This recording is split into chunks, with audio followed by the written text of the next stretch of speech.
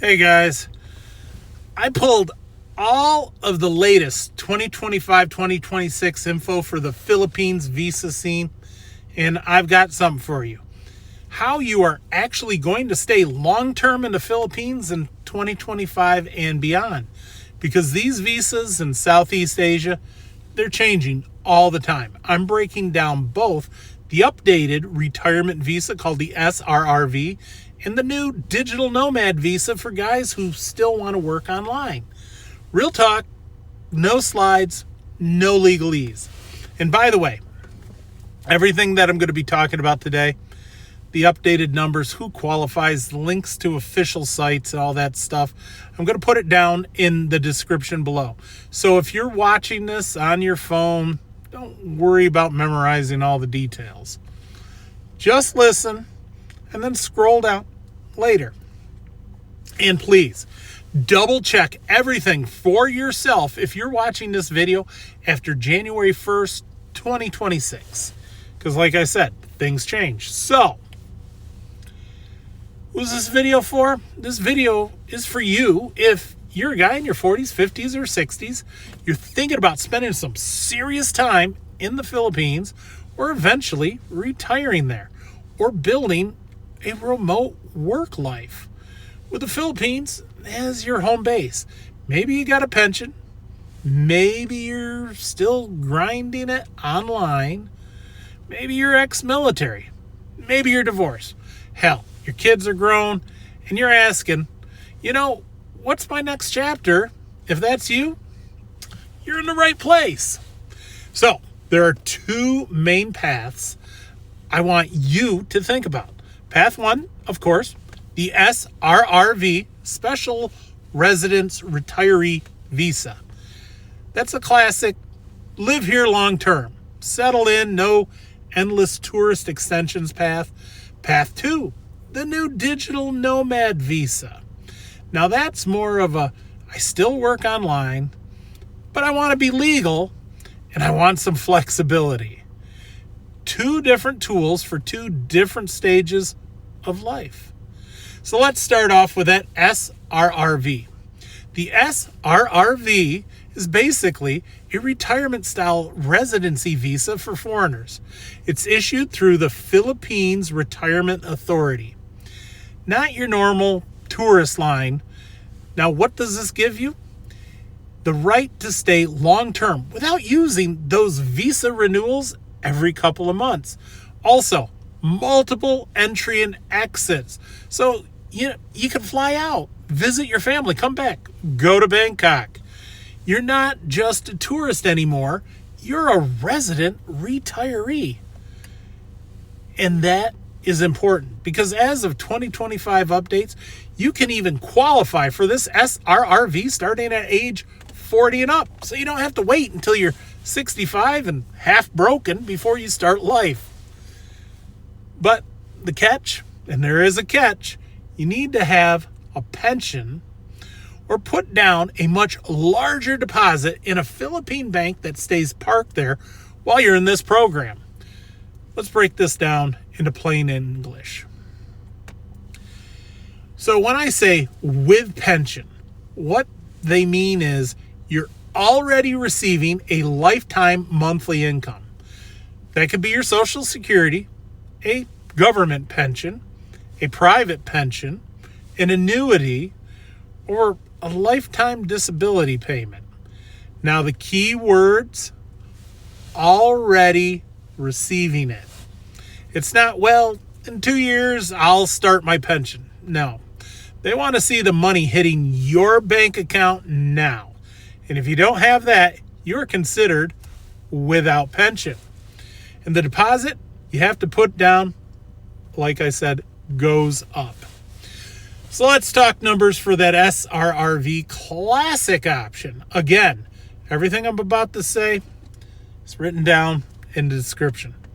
Read it later. Now for that SRRV classic, there are going to be two big age brackets. Age 40 to 49 and the age 50 and above. The younger you are, the more money they're going to want you to park. Okay? So let's explain it.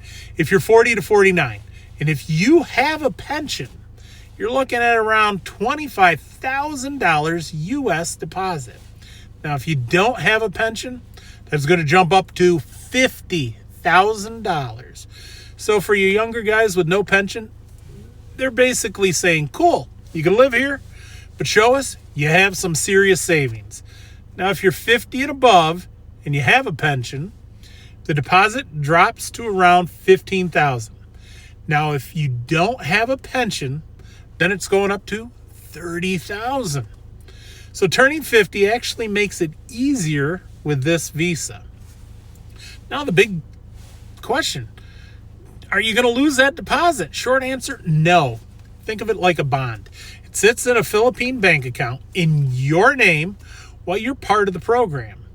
Now, if someday you decide, I'm out, I'm leaving the program, you can withdraw it by officially exiting the SRRV, and you're going to get that eventually. You can also, after you got the visa, look into converting that deposit into certain types of real estate or like a long-term lease. So like a condo or approved long-term housing. But here's my warning. That part is where it gets people all excited. So don't treat this as a quick flip. Treat it as, look, this is my long-term base money, okay? I want to be very sure before I lock it into some property. And remember, if something happens to you, that deposit can be claimed by your next of kin or whoever you name in your will. So it's not just like the money vanishes. On top of the deposits, there's also going to be some fees. Again, I'll keep it simple. You got the one-time application fee to get into that program, the small annual fee to keep the SRRV going each year, plus the usual stuff, medical exam, police clearance, documentation, legalization, maybe a visa extension while you're waiting on the approval. Because yes, there's bureaucracy. So this is not a free visa. But for you guys that want to root themselves in the Philippines, this is one of the cleanest ways to stop living as a professional tourist. Now there's the other version. It's called the SRRV Courtesy. Now I'm not going to go super deep in here, but I want you to know it exists and it's a good possibility for some of you. This is where some of you guys actually are going to get a much lower deposit. The SRRV Courtesy is generally for some types of ex-military, usually US, Canada, Europe, Australia, certain universities, professors, diplomats, people tied to international organizations, and for those top achievers in certain categories. The big thing for a lot of you is obviously going to be the military angle. So if you served, even if you didn't do your 20 years in retirement, you may be a way to get into the SRV Courtesy with a much lower deposit and into the program, like in the low thousands instead of tens of thousands. I think it's like 1,500. But you're going to need proper documentation, proof of service, and the PRA still is going to have to approve you. So don't assume military automatically equals a rubber stamp approval. But if you think you qualify, this is where you can help. I would talk to an SRRV specialist and have them walk you through it and help you out. Again, I'm going to put the links so you can start researching the SRRV Courtesy if you're ex-military. Now let's shift gears to something newer. The Philippines Digital Nomad Visa. Now this is not a retirement visa. This is for guys who are still working remotely. You got some income coming from abroad, clients online, a remote job, freelance, YouTube, whatever it is. With the Digital Nomad Visa, the idea is you can legally live here and work online for foreign clients or companies without needing that big deposit or pretending to be a tourist as you're trying to sneak through and work. Typically, you're looking at something like The initial stay, around 12 months, with a possible renewal of up to about 2 years total, depending on how that final rules are going to shake out and how they enforce it over time. It's pretty new. Now, you usually need to show you're at least 18, you have a valid passport, you have proof of stable remote income from outside the Philippines. You're going to need health insurance, a clean criminal record, and you're not working for a Philippine employer, because that screws up things. So this is meant for your remote workers, your freelancers, your digital nomads, not someone clocking in at a call center in Cebu. The Digital Nomad Visa is perfect if you're not totally retired yet. You still enjoy working, or you have to work, but you don't want to be stuck in the U.S. paying U.S. level of expenses for everything. Now, if you want to run your online business, do your YouTube channel, consult, trade, coach, but do it while living with lower costs, a slower pace, a better lifestyle in the Philippines. And the nice thing is you're not parking $25,000, $30,000, or even $50,000 in a bank just to get in. Your ticket is your remote income, not your deposits. So here's how I think about it if I were sitting there trying to decide. Got to ask yourself a few questions. Number one, do I already have a solid pension or big savings I'm comfortable tying up? Now, if yes, and you want a permanent style stability, the SRRV is worth a serious look. Number two, am I still actively working online and planning for at least the next 5 to 10 years? Now, if yes, then obviously the Digital Nomad Visa could be the smarter first step. Number three, do I know for sure that the Philippines is even going to be my long-term base?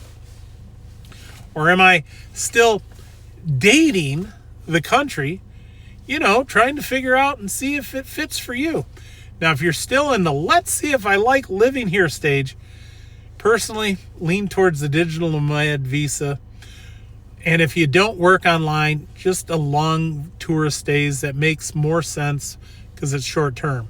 But you're already like, bro, this is my place. This is where I want to grow old. Then obviously the SRRV becomes more attractive.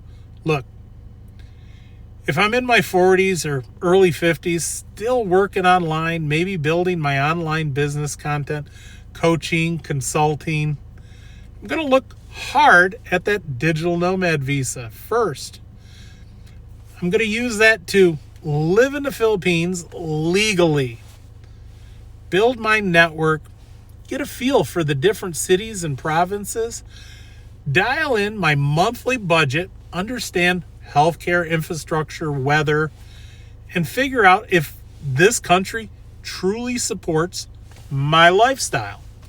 While I'm doing that, I'm also building up my savings so that if I decide, yep, this is my place, I can later transition to that SRRV and decide whether I'm comfortable parking a deposit or converting it into a long-term property play. If I'm in my late 50s or 60s, I got a reliable pension, and I'm sick of the visa runs and uncertainty, I'm going to take a hard look at that SRRV as my main solution, especially under the more favorable 50 and over deposit numbers. Either way, I wouldn't make the decision purely on emotion. Look, I'd run the numbers and ask, which one matches the season of life I'm in right now? All right, I know that was a lot. So, quick recap, SRRV is your long-term, I want to be rooted here, retirement style visa, age 40 and up, deposit plus fees, great if you want that stability. The SRRV courtesy, a variant for some ex-military, but consider getting a consultant and certain professionals. This option, if you qualify and are approved, is going to get you that much smaller deposit. But remember, if you qualify, Digital Nomad Visa is your I still work online visa. Income instead of deposit plus 1 year renewal. Great for flexibility and testing the waters. Again, all the updated numbers, links, all these key points I'm going to put down below in that description. So remember, every figure that I threw at you while you are watching or listening, it's all there. So if that helped you, hit like. You know what? Drop a comment with your age and situation. Tell me, what are you leaning more towards? Are you leaning towards that SRRV or towards the digital nomad path? And if you want more stuff on visas, cost of living, actually building a life overseas, you know, hit that subscribe button and we'll keep unpacking this together. Now, thanks for hanging out with me. I'll see you in the next one. Take care.